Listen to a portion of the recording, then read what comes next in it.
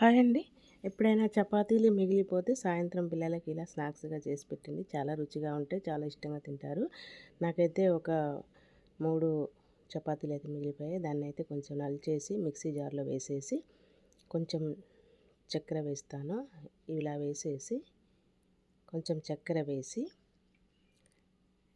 చూడండి ఇంత చక్కెర వేసేసి కొంచెము ఒక 2 ఇలాయచీలు వేసేసి గ్రైండ్ చేసి దీన్ని కొంచెం లడ్డూలాగా చుట్టుకుంటే పిల్లలు మాత్రం చాలా ఇష్టంగా తింటారు. ఇది మలీదా కూడా అంటారు కదా!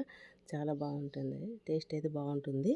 అసలు మా ఇంట్లో అయితే ఇట్లా మిగిలితే నేను ఎప్పుడైనా ఇలా చేస్తాను. పిల్లలైతే తొందరగా తినేస్తారు. చాలా బాగుంటుంది. టేస్ట్ సూపర్‌గా ఉంటుంది. మీరు కూడా ఒకసారి ట్రై చేయండి. ఇదైతే సూపర్‌గా ఉంటుంది టేస్ట్.